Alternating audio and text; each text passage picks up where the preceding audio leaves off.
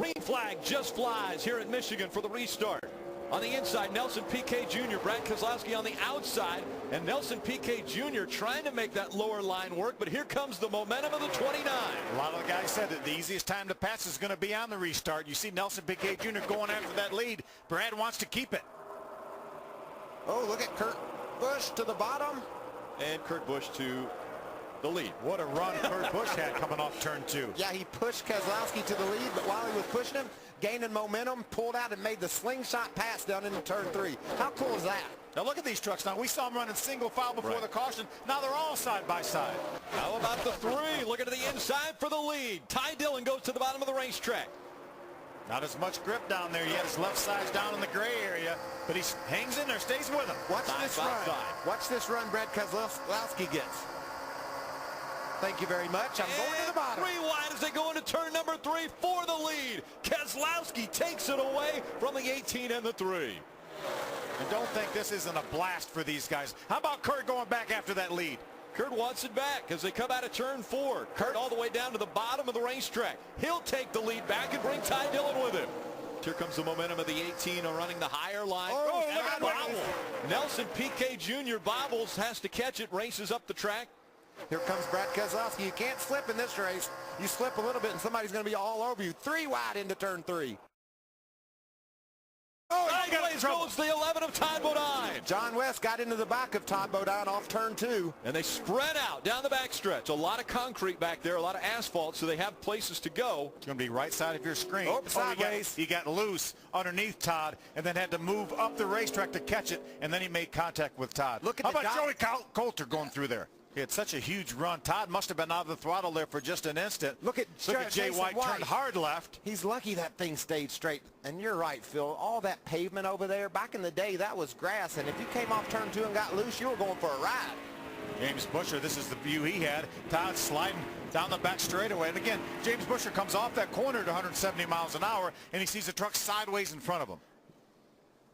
Just a mistake there by John West. He had a run, and he and Todd had worked so well together. It'd been probably wise for him just to roll off and maybe kept working with his buddy Todd. They were running 3rd and 4th, and instead got loose and got into Todd. And watch these guys scramble when these trucks start spinning. An amazing job by Joey Coulter to avoid that. He was right behind them. Along with Parker Kligerman. He was in a mess, too. Todd Bodine's been to pit road. He put right side tires on, got him back on the racetrack. They're going to have to come back, put left side tires on. A lot of damage to the left side of the truck, especially around the left rear wheel. So they're going to have to work on that, get some clearance, and also put some tape behind the rear tire between there and the back bumper. So other than that, no real chassis damage doesn't look like, but a lot of cosmetic damage to the 11 truck. And the caution comes out. Whew. Problems in turn 4. Oh, wow. Big hit by Todd Bodine. Look at the back of that truck. That doesn't even look like a truck anymore. No, he obviously had an aerodynamic deficiency probably from that earlier incident, or maybe had a tire rub and maybe lost a rear tire. Oh, all by himself. Yeah, all by himself. Watch this thing. Couldn't hit it much squarer, could it? Yeah. Much more square. Shorten that truck up by probably 2 feet. Yeah, at least. Makes a good run off turn 2 and gets a hold of the back of Kurt Busch. They'll fly by Nelson Piquet Jr. Up the racetrack, contact made, 1 and 2. Nelson Piquet goes sideways. Nelson Piquet Jr. got up the racetrack, hit the 18. That brings the caution out again. And now watch, he's going to have to chase that truck up the hill as he gets sideways. Look at Jason White, had the same thing happen. You see trucks going by him. Nelson didn't let off. When he made contact with Kurt, the thing went around. What about the job he does just keeping it going in the right direction once he spins out?